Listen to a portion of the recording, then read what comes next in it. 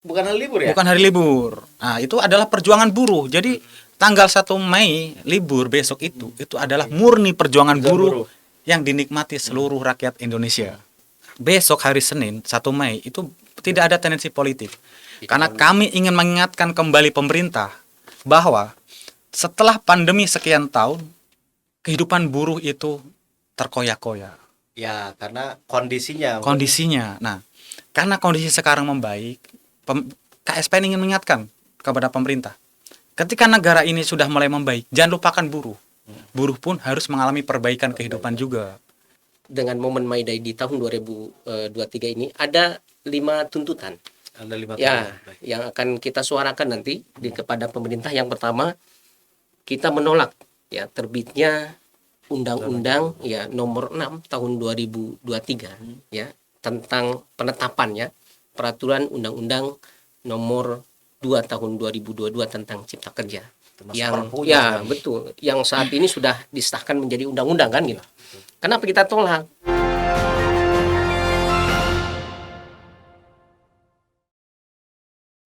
Assalamualaikum warahmatullahi wabarakatuh. Waalaikumsalam. Selamat pagi Bung Agus, Bung Yani. Pagi. Apa kabar hari ini? Luar biasa. Semangat terus. Tetap semangat. Semangat menyambut besok May Day. May Day. Oke, Sobat Ekbis Banten, ketemu lagi dengan saya Rizal Fauzi dalam program podcast Ekbis Banten. Di tengah-tengah saya sudah hadir ada Bung Agus, ada Bung Yani. Bung Agus ini wakil ketua DPW ya, FKSPN Provinsi Banten. Provinsi Banten. Kemudian ada Bung Yani, ketua DPD FKSPN Kabupaten Serang.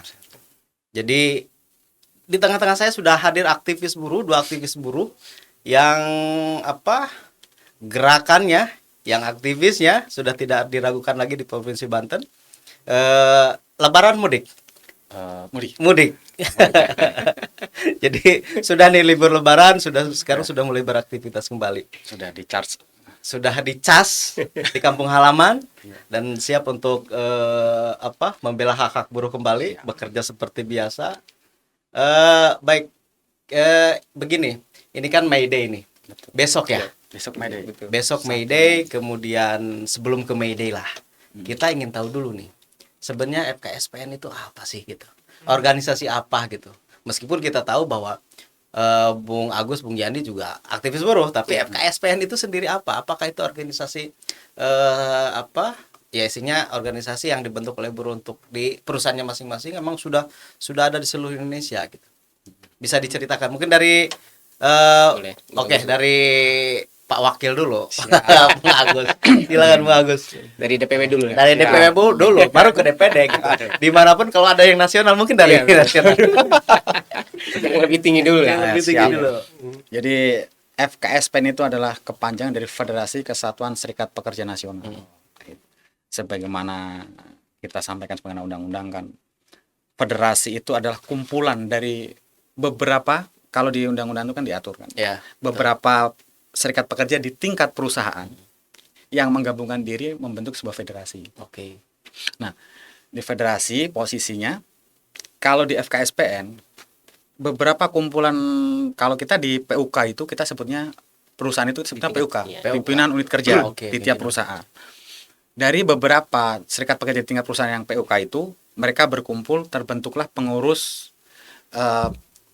daerah seperti Bung Juyan ini di tingkat di daerah DPD. Ya, DPD-nya buat kabupaten kotanya. Untuk di provinsinya itu adalah kita ini pengurus provinsinya. Jadi dari beberapa DPD di Provinsi Banten ini terbentuknya pengurus DPW, pengurus wilayah provinsi. Untuk di Provinsi Banten kita ada 4 DPD ya.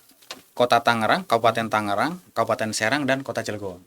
Oke. Nah, yang kita koordinir saat ini oleh ini, dan kita semua sudah terbentuk di beberapa provinsi di Indonesia, mulai dari Jawa Tengah, Jawa Barat, DKI, Banten, NTB, kita ada di Sulawesi, di Bali ya.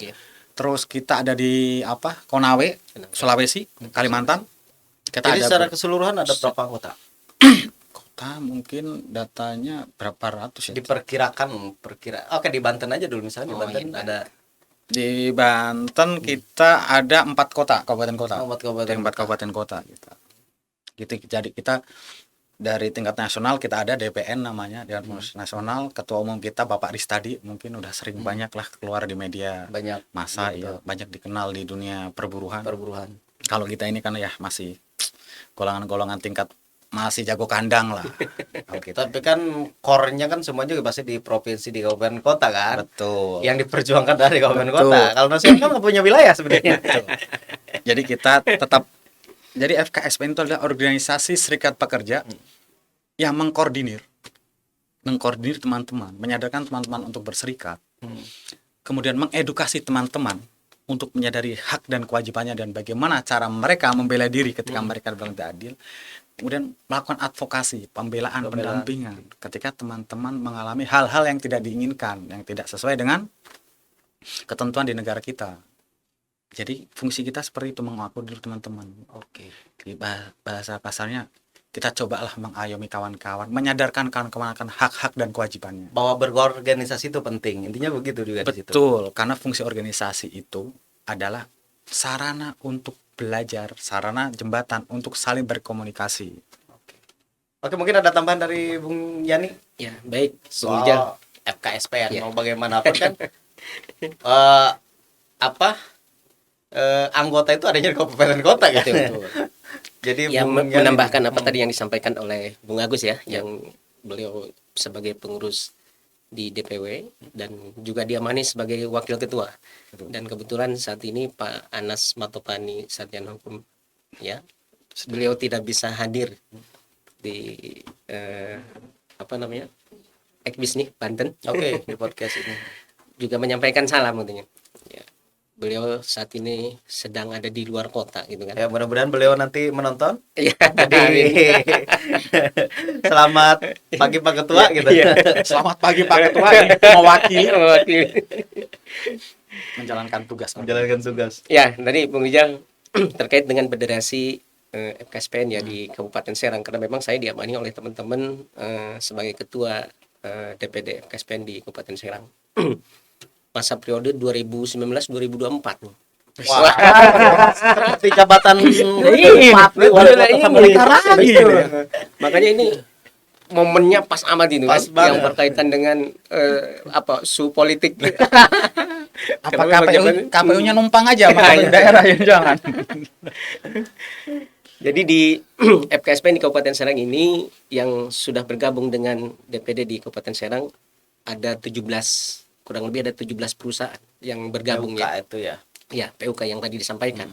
Karena federasi itu gabungan dari beberapa perusahaan ya yang berafiliasi ikut gabung dengan FKSPN, sehingga terbentuklah Federasi Kesatuan Serikat Pekerja Nasional. Dan kita juga berafiliasi dengan konfederasinya. Ada konfederasi Bung Rijal, karena konfederasi itu gabungan dari beberapa federasi. Dan ada 7 federasi yang bergabung ya. Sekarang ada jadi gini, maaf Iya. nambahin sedikit menjelaskan. Jadi FKSPN, Federasi FKSPN itu ada lagi induk organisasi lagi. Sebagaimana diatur dalam undang-undang. Dalam Undang-Undang 21 tahun 2000 tentang Serikat Pekerja itu ada namanya konfederasi. Konfederasi Serikat Pekerja. Jadi gabungan dari federasi-federasi. Oh, ada Betul. lagi ya. Ada lagi. Nah, buat FKSPN ini saat ini kita menginduk di Konfederasi Serikat Pekerja Nusantara, di mana di situ tergabung 9 federasi. Ada FKSPN sendiri kami, ada FSPIB, ada FS FISBI, terus ada FBB Federasi Buruh Bandung, ada FSPSI, ada SPSI Pembaruan, ada SBNI, ada Federasi Serikat Pekerja Otomotif. Terus ada FSBI ya. Ya. Ya. Banyak sekali sebenarnya kan. Ada 9 federasi. Ada 9 Ya, federasi. yang berawal tadi 7 ya. Iya, Gitu 7. Ternyata Sekarang ada 2 federasi yang bergabung. Bertambah lagi. Dan besok federasi tersebut rencananya karena besok May Day kami akan bersama-sama untuk turun ke jalan. turun ke jalan. Bahasa kerennya gurduk istana. Oke. Pengen sungkem sama Pak Jokowi lah. Sebenarnya menarik ini. Soal May Day. May Day memang diperingati tiap tahun gitu. Tiap 1 Mei kita semua pasti sebenarnya May Day itu bukan pada persoalan Mayday, Mayday, Mayday, betul. Mayday malah minta tolong kan ya. Betul, SOS itu.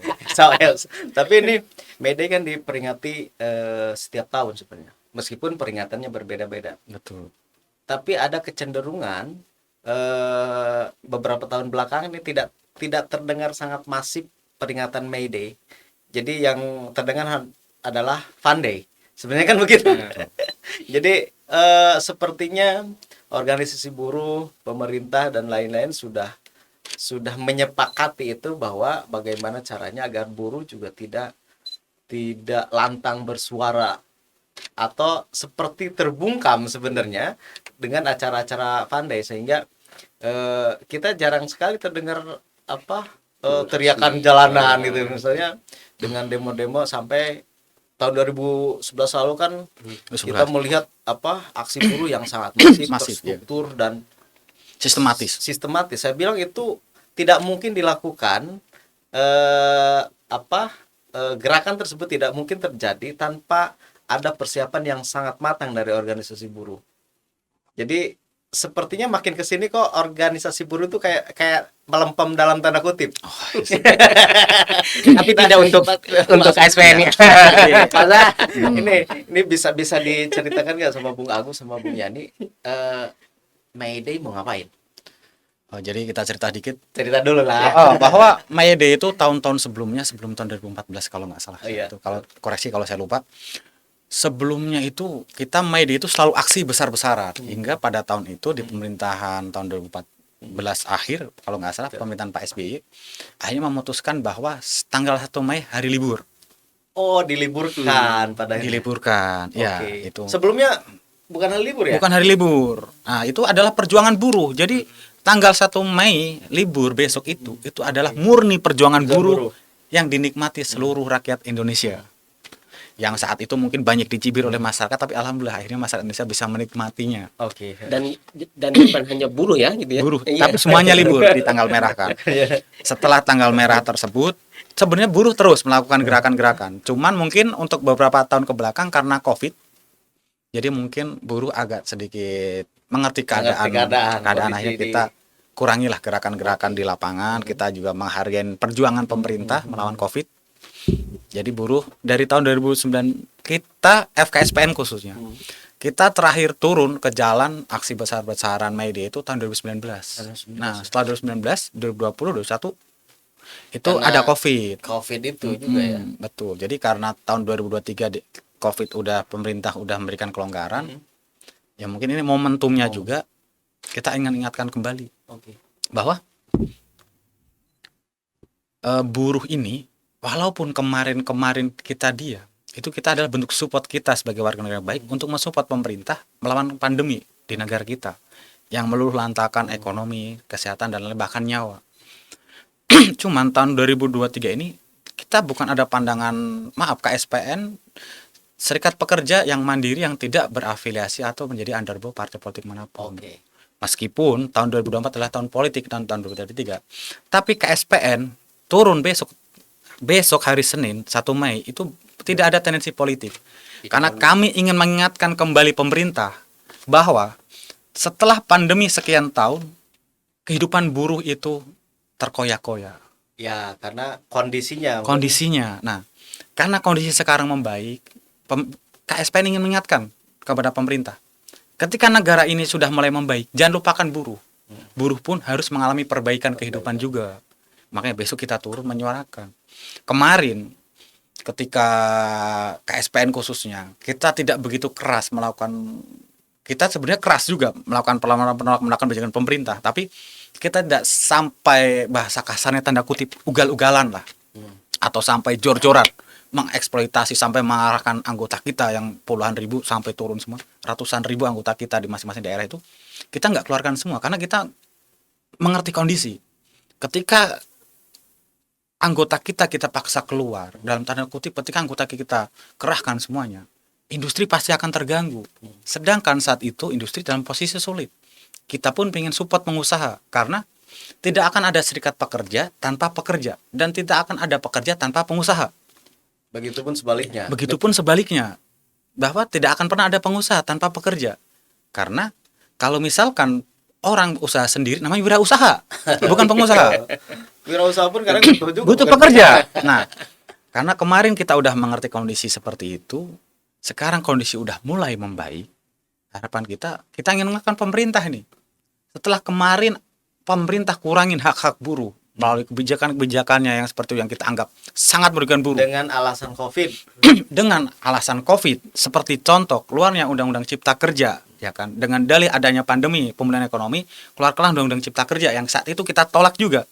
Nah, saat ini tahun 2023, ketika pemerintah menyatakan semuanya akan mulai membaik, hentikan, alasan itu udah nggak relevan lagi. Mestinya nasib buruh juga terus membaik kan? Harusnya membaik. Oke. Nah, kenapa ini Undang-Undang Cipta Kerja kok kemarin disahkan menjadi Undang Nomor 6 tahun 2023 sebagai pengesahan dari Perpu Nomor 2 tahun 2022 terkait Cipta Kerja? Kenapa kemarin dilaksanakan kembali? Padahal pemerintah inkonsisten. Maaf, nih pemerintah inkonsisten dalam Baik, Bung Agus, nanti siap. kita pembahasan Undang Cipta Kerja setelah Oke, Mei Day. siap. Mungkin Mei Day dulu, mungkin Mei Day ini dulu. nih. Ya. Nih, soal ini, apa yang ingin disuarakan Mei Day kali ini?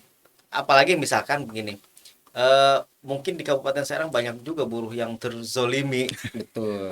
karena alasan pandemi, di PHK tanpa pesangon dan lain-lain. Betul. Apa yang ingin disuarakan di Mei Day ini? Ya, baik. Bung Rijal ya.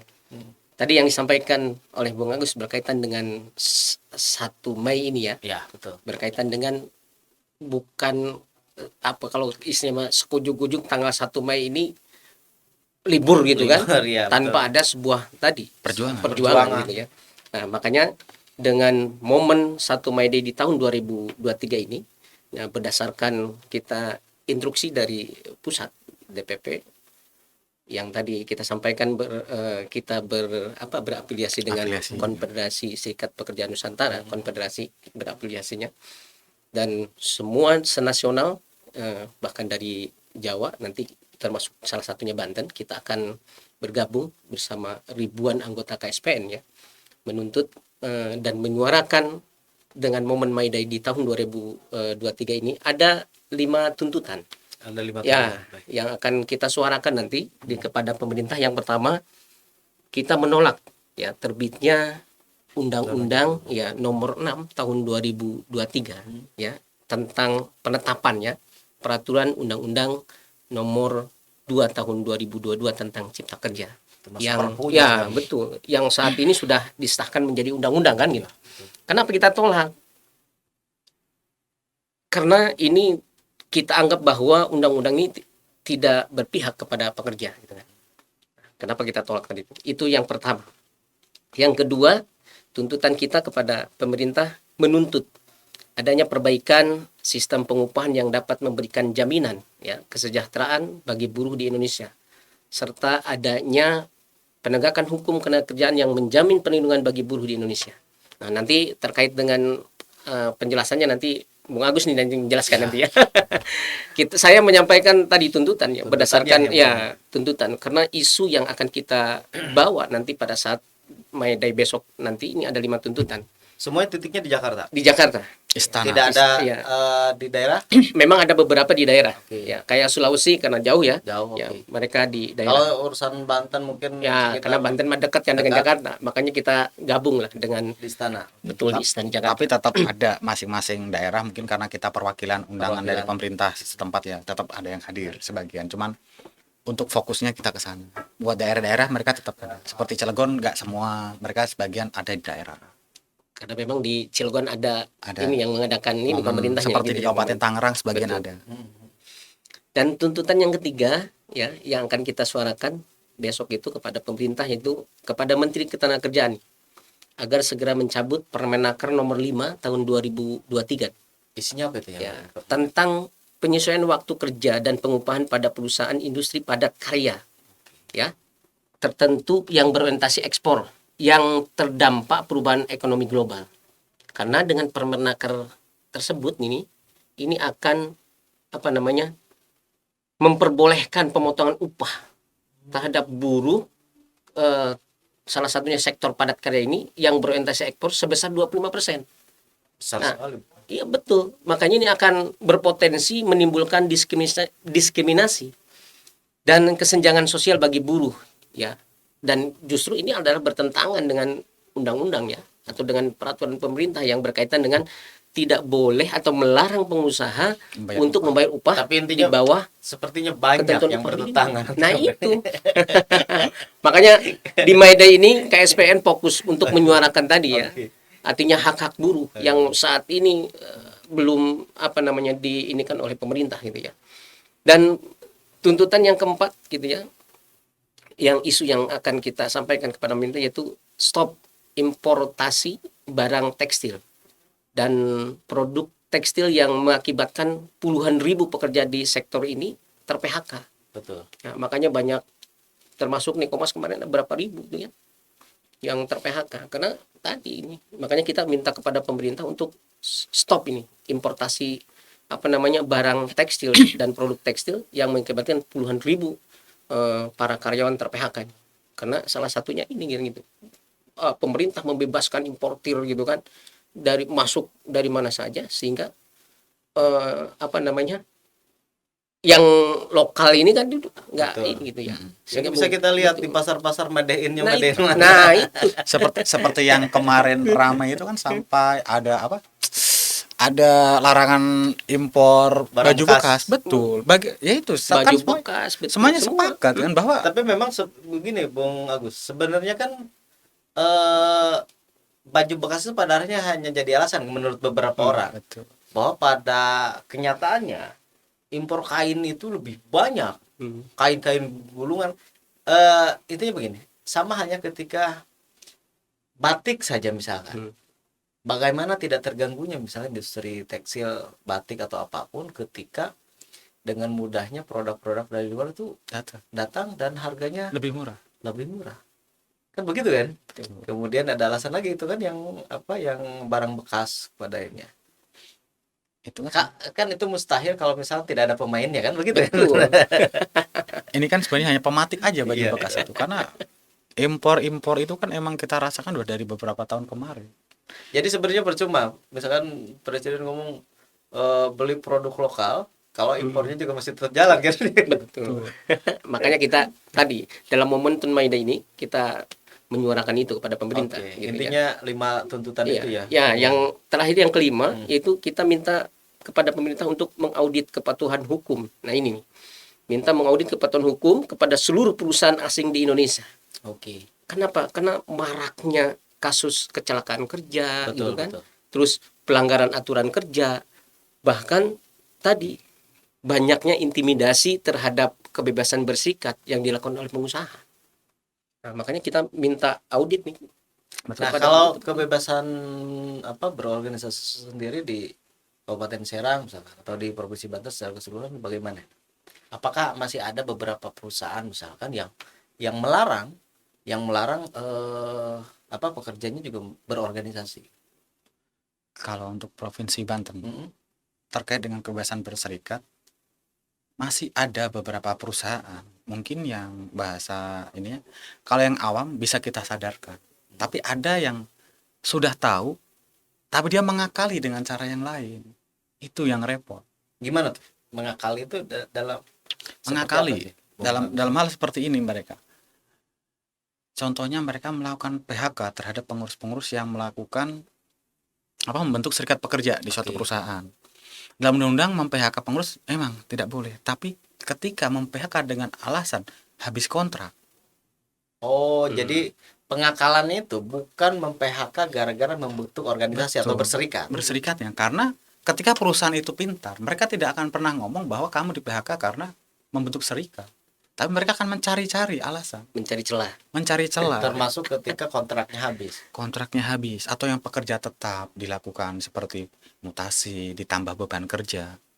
Intinya sih bagaimana caranya dia keluar sendiri. Betul. Terus yang kedua adalah dibatasi hak-haknya, karena sebenarnya harusnya itu kan kebebasan berserikat itu kan tidak hanya bebas untuk menjadi anggota serikat dan membentuk serikat pekerja saja, tapi adalah inti dari adanya serikat itu adalah kebebasan untuk berundi, duduk setara, mendiskusikan hak-hak pekerja. Itulah intinya. Ketika hanya menjadi serikat pekerja di perusahaan terus tidak diberikan hak-haknya sebagai serikat pekerja, kan sama saja. Sama saja, betul. Sama saja. Jadi hanya sekedar nama aja. Itu masih ada yang kita temuin, Tapi untuk saat ini mungkin khususnya di Provinsi Banten beberapa perusahaan udah banyak yang bagus terkait dengan kebebasan berserikat, banyak yang bagus, banyak yang mengakomodir, banyak yang mendengarkan. Bahkan tanpa disentil, tanpa pekerja marah, mereka udah sadar karena udah banyak contoh. Mungkin dulunya ketika pekerja ini ditekan akan timbul reaksi yang sangat merugikan. Makanya beberapa perusahaan mungkin yang sudah semakin pintar, mereka mampu mengolahnya dengan baik. Tapi perusahaan-perusahaan yang masih terlihat kuno ya, jadi mereka masih menggunakan berbagai cara. Sebenarnya kan serikat pekerja itu ada itu sebenarnya untuk membantu pengusaha kok. Padahal untuk menjembatani kan. Menjembatani. Karena dengan adanya serikat pekerja itu banyak keuntungan perusahaan ketika ada serikat pekerja. Yang pertama adalah pengusaha tidak perlu capek-capek melakukan survei. Apa yang dibutuhkan pekerja? Ada masalah apa dengan pekerja? Cukup panggil serikat pekerjanya. Karena serikat pekerja adalah orang-orang yang ikut bekerja. Dia sendiri yang merasakan. Tinggal panggil serikat pekerja. Ada masalah apa? Kenapa produktivitas turun? Ada masalah bagaimana? Ketika ada apa-apa, reward and punishment itu bisa berjalan. Ya kan? Ketika serikat pekerja ada itu, jadi semuanya bisa baik. Bisa saling berdiskusi. Pengusaha ketika hanya memandang masalah hanya dari sudut pandang pengusaha, dia tidak akan bisa secara komprehensif melihat masalah di perusahaannya. Tapi ketika ada teman untuk diskusi dengan sudut pandang yang lain, mungkin akan menemukan solusi di situ.